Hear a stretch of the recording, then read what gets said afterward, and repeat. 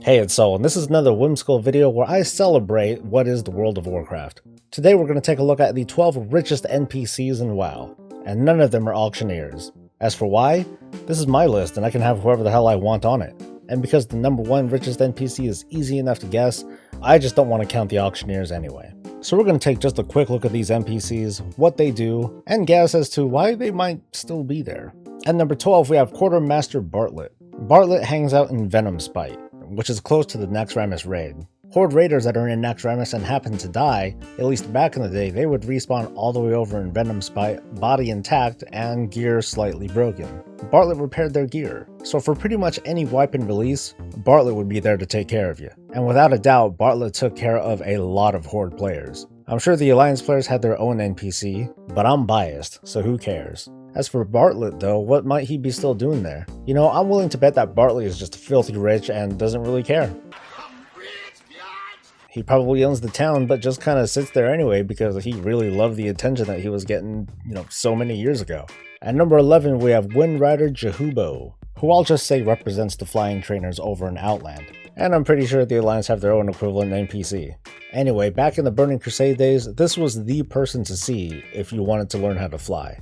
And they milked it. Players came from far and wide to spend hundreds of gold, thousands of gold, for the chance to take to the air. So why is Chocobo still here? Well, that's an easy one. The Alliance. If you folks don't know already, Hellfire Citadel is a pretty hot PvP area, and you can bet that the local government's been hustling him for some gold, like, hey, we need to make repairs, we gotta get supplies. And no doubt, the Alliance will probably beat on them a couple times and hustle them out of some gold too. At number 10, we have May Francis over in Dalaran. She sells mounts, and one in particular that is very, very special, and that's the Reigns of the Traveler's Tundra Mammoth. This is the first of only 2 mounts that not only are a 3-seater, but include NPCs as well. These things go for 20 grand a pop. So this girl was making a killing. Imagine those days gone by when you had multiple players buying this mammoth for their alts. And of course now you don't have to. As for why she's still here, well shoot, have you looked at where she lives? She lives in freaking Dalaran, and you bet that's super expensive. I mean, think about it, she has a shop back there to try to maintain, and think of the rent and the HOA fees on a floating city that's the front line of a Legion invasion. And she's here for Legion, but she's not selling anything new.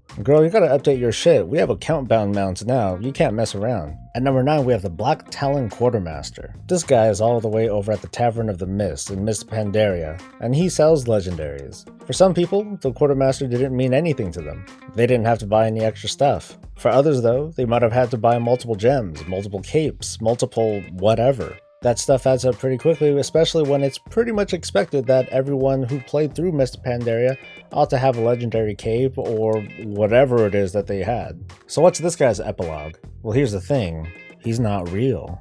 I mean, look at him. He doesn't have a name. Black Talon Quartermaster.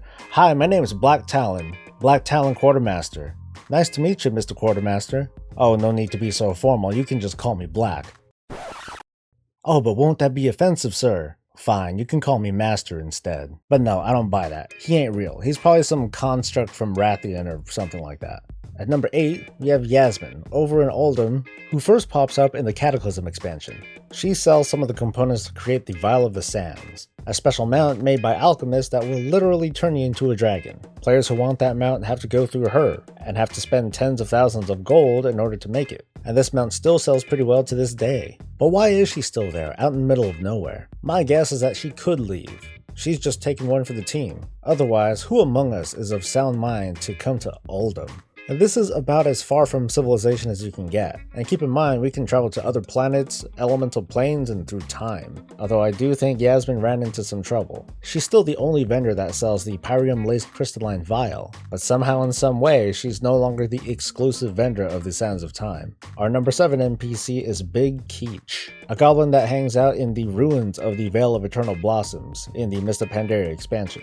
Just like Yasmin does, Keech sells parts that are used to craft mounts, but this guy's on top of it. Not only does he carry stuff for the Vial of the Stands / the Sandstone Drake, he sells an important reagent to craft rockets for engineers, as well as the engineer's Mechanahog, which does have roots all the way back in the Lich King days, but since Keech is way easier to get to, sorry old vendor in K3 whose name I forgot, you're knocked off the list. As for why he's still hanging around here, well, I'm sure he's rich, but you bet that he's laying low right now. I mean, after all, he's selling reagents from multiple expansions. Do you think no one's after him? At number 6 is Estelle Gendry and her Alliance equivalent, whoever that is. She sells all the tokens that upgrade your heirloom weapons and armor. If you want to level your alts quickly, this is the lady to see. And especially if you want to upgrade all of the heirloom gear, you're gonna throw down a ton of gold. So it's a no-brainer. We need her more than she needs us. So why is she still here? Oh, she's set, dude. She's probably got a house and everything way outside of this sewer. I mean, she's probably living a good life. The thing is, though, she's still around because, like I said, we need her. After all, 725 is going to come out. We're going to get some more heirloom tokens. So she's more than likely going to get a visit from a few million of us. I'm sure she'll still be around selling like level 400 heirloom tokens 25 years from now. At number 5 is Uncle Big Pocket. This guy's all the way over in Kun Lai in the Mists of Pandaria expansion. He sells the Grand Expedition Yak, the most awesome mount in the game, at least so far. Not only does it come with a repair vendor for us to spend money on, but it also came with a reforging vendor for us to spend money on. And later on, that changed to a transmog vendor, again, to spend our money on. Now this mount is not cheap. You're looking at $120 to get this thing on your UI. As for why Uncle's still here, it's a tragic story. Nobody likes him. At number 4, well, I guess I'm cheating. This isn't really one NPC, but just a series of NPCs. It's anybody who can do transmog for you. These folks are very quickly coming up in rank, and there's no sign of them slowing down. You can find these creatures in every major city, your garrison, and your yak if you have one. The cost of transmog ramps up really quick if you have multiple sets, if you're role-playing, if you happen to swap gear out a lot, or if you're like me and you're just fickle. Fashion fickle. Each and every one of these NPCs I'm sure are pretty darn rich, but what are they still doing around? Aside from they enjoying themselves as an essential NPC, there are a lot of them, so you can bet that there's some competition that's just kind of spreading out the gold distribution. But hey, you can't be everywhere at once, not like our number 3. And at number 3 is Jeevis.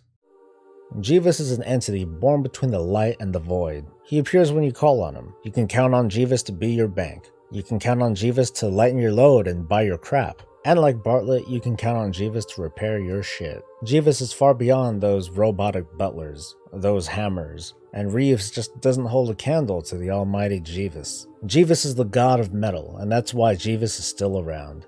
Jeevis is not a series of NPCs. Jeevis is Jeevis, and each one that you see is merely another expression of his grand form, and that's what makes Jeevis rich. Like I said, it's a god. If Jeevis stopped showing up, then we'd stop being believers. And after all, what's a god to a non-believer? Numbers 2 and 1 are pretty obvious. The Mad Merchant shows up in Dalaran on the Broken Isles. He shows up every now and then, sometimes for a while, sometimes not. And he sells what's currently on record as the most expensive vendor items ever. Couple $100,000 here, couple $100,000 there, couple million on top. This merchant is mad money. Every spider that you see is another victory for the Mad Merchant. He successfully took millions of gold out of the economy, unapologetically, without remorse. Think of him as a sociopath, but there's no denying the prestige of owning all of these items. So because the Mad Merchant is new, it's hard to answer the question as to why he's still around. But here's the curious thing, he's not always around. Where does he go? Is he satisfied and just wants to go home? Maybe he's catching more spiders somewhere. I mean, he could just stick around and keep taking all of our money. But I guess that's the thing, huh? Maybe he's just mad. The richest single NPC in the World of Warcraft made her first appearance in the Mists of Pandaria. She's Madame Goya, who operates the Black Market Auction House. She gets you stuff that you can't find anywhere else. In fact, she sells stuff that you can't even get until later. Like she sells things from the future and shit. She sells the rarest mounts, pets, and gear, and potentially makes millions off of any of these transactions. Madame Goya is panda rich. She was already rich back in Mists of Pandaria, and it's gotten even crazier when she relocated to Dalaran. So what's she still doing around? What motivates an NPC like this to keep doing what they're doing when they've already got everything? Well, there is one thing that she doesn't have, and something that I suspect. She's probably financing her own neutral third faction, and sometime soon, Madame Goya is gonna strike. That's the video, and I hope you enjoyed yourself. Like, subscribe, and support the channel because I love doing what I'm doing and I want to keep going. You have a good time, and I'll see you in the next video. I'm Soul. Stay breezy, guys.